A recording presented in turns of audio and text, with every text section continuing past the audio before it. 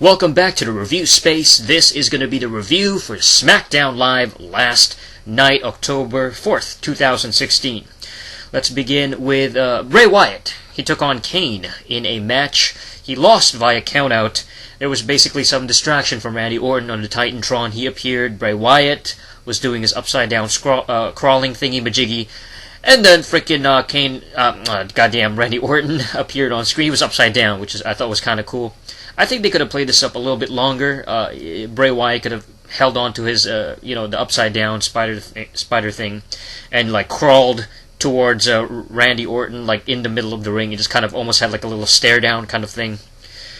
There's really no need to care about Bray Wyatt at this point. He hasn't won a match in like 1,000 years. He seems to be stuck in this mid-card hell. And the coolest part about this entire match was Kane's bloody lip. He was basically bleeding from the left side of his mouth. Probably got cut sometime in the match. I thought that was kind of a cool visual, but aside from that, not much of a match. We see a promo backstage between Baron Corbin and Jack Swagger. Both guys are extremely robotic on the mic and sounded like they were just reading from a script. And I wasn't impressed by this interaction at all. And then, what's the next segment here? We got Alexa Bliss taking on Nikki Bella, with Carmella commentating ringside. Carmella taunting Nikki. Nikki threw Alexa to Carmella, of course, and then Carmella attacked Nikki for the disqualification. That ended the match prematurely. So this match ended way too quick, but then again, we see Becky Lynch rushing in to help Nikki and save her from the two heels. Instead, we get a tag team match arranged between Carmella, Alexa against Nikki and Becky Lynch. And then, here's the thing with Carmella. Carmella is kind of hot. She's got this charismatic personality, but she reminds me a little bit of Dana Brooke in that she's got a presence, she has an attitude, she can speak pretty good, cut a good promo. Her mannerisms, she does have a personality, just like with Dana Brooke. But her actual moveset and execution of her moves come off very amateurish, very lackluster, and just there's no oomph to them. She feels green. She looks green. Her moveset, her offense, just like with Dana Brooke. It's like Carmella she's got a ways to go. She has a lot of things to learn, and she just doesn't feel polished. And so I think that's her biggest problem. I can't get into her in the ring. Aside from everything else, she's got this colorful attire. She has a unique look. Her accent is kind of cool, and she's got a personality, and that is very important. But her in-ring is there's something left to be desired. Alexa Bliss hits her Twisted Bliss splash move on Becky. She got the 1-2-3 pinfall. I seriously hope that Becky retains the SmackDown Women's Championship at no mercy. She's obviously just begun her title reign, and it would be way too quick to take it off her. We get a plug for Susan G. Komen breast cancer awareness. Daniel Bryan gave 5 SmackDown Women's title replica belts to 5 different women in the ring, much like Raw on Monday. Hype Bros take on the Vaudevillains. The Ascension make their presence up the ramp and watch the match basically throughout the rest of the segment. And Mojo Rawley was pretty good here. I thought he was quite impressive. He did a hammer time thing. He did a silly little dance. It was pretty goofy looking, and he dropped down with a sit-out axe handle to the opponent. They deliver their finishing move, the Hype Rider, which looks pretty damn impressive. You got Rawley hoisting up the opponent on his shoulders, and then Zack Ryder hitting his that impressive leg drop to the guy's neck, almost like a doomsday device in some ways. So it wasn't a bad match. But by the way, that tall skinny guy with the long hair, with a shirt and he has a tie on, he was on the front row in the crowd.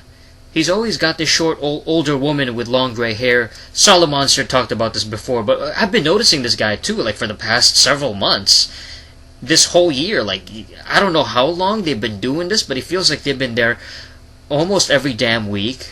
Every pay-per-view, you see these people in the front row. The tall, skinny guy with the long hair, and he's always there. He's got the tie on, he's got the long sleeve shirt. I know WWE, they used to get regulars, like regular fans that would come to the pay-per-views constantly. There's that guy that has that sign like, 57 pay-per-view weeks, 57 pay-per-views in a row or something like that. They had that guy with the red hat back in the day. He had the red cap backwards. He's usually at the front row, sitting at the front row back in the day. But it is pretty weird, It's pretty strange to have these regular people, especially if they're always traveling. WWE is always touring around the world. I mean, I can't imagine them coming to some other country. If WWE goes to Japan or Australia or some other, the UK. These guys don't appear there, I don't think, but they must be loaded and have a ton of money. The ones that appear in America all the time when WWE is traveling across North America. Not to mention that the time that they have to spare to go to these WWE shows. They gotta have a lot of cash, so it's fucking weird to me.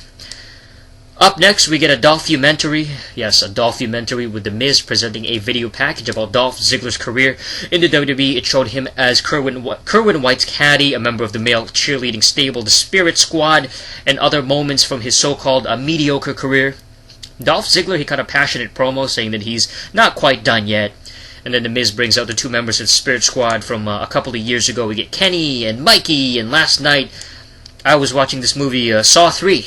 I've been watching the Saw series, but Saw 3, and then now I'm seeing Spirit Squad and WWE. It's fucking 2006 all over again, because Saw 3 came out way back in 06. I can't believe it's been 10 years. The two guys attack Dolph Ziggler, the two Spirit Squad dudes. Dolph fights back. He was able to fight him off, and he was ready to take on The Miz at no mercy. He was really fired up.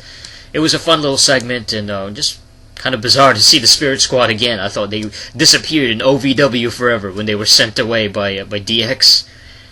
Jason Jordan defeating Jimmy Uso in a quick pinning move. This was kind of a weird pinning move too. Like Jimmy Uso looked like he went for almost like I don't know. He like kind of dipped down, his head tucked in, and then that was it. He just got pinned that quickly. The Usos jumped American Alpha, Slater, and Rhino. They came out to save Jordan and Gable before the Usos can do any further damage. It should be a fun little tag team match, but I like the Usos theme song. That's like the best part about the Usos so far. Baron Corbin go head-to-head against Jack Swagger. Not a bad match. At least the crowd kind of got into it. Jack Swagger put the ankle lock on Corbin. Baron Corbin reached for the ropes. He looked like he was not quite tapping out. He was reaching for it, but the way he was doing it was he was kind of slamming on slamming his hand on the fucking mat, and then the referee rang the bell. He thought Baron was tapping out, so that was kind of stupid. He was pretty much screwed here. Baron Corbin got screwed. He lost the match. The referee it was just uncontested. It was just like, oh yeah, he lost, but clearly he wasn't tapping out. I mean, it was obvious he was just reaching for the frickin' ropes. Baron Corbin got pissed off, of course, understandably so. After the match, he was basically throwing a tantrum and shit like that. The crowd seemed to basically get into it, though. They relished in Baron Corbin's misery. AJ Styles, John Cena, and Ambrose appeared together in the ring to promote their upcoming match at No Mercy. It's a triple threat. AJ cut off Cena when Cena started to talk, and Ambrose cut off Cena when he started to talk trash towards Cena. Cena attacked Ambrose. He said, talk is cheap. AJ got thrown out. Cena hit the AA on Ambrose. AJ hits the forearm on John Cena. Ambrose puts the dirty deeds on AJ to the outside ramp. And then the show goes off the air. And then that was it. And other notes to take away from this episode. Bray Wyatt got locked inside a storage room by Randy Orton at the earlier on in the episode. And then Bray sees someone he recognized.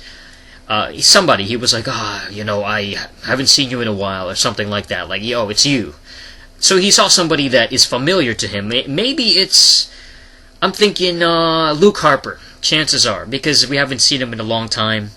I'm just taking a guess here. It could also be just Eric Rowan with the the Wyatt family coming back together. It's probably Luke Harper. It wouldn't surprise me.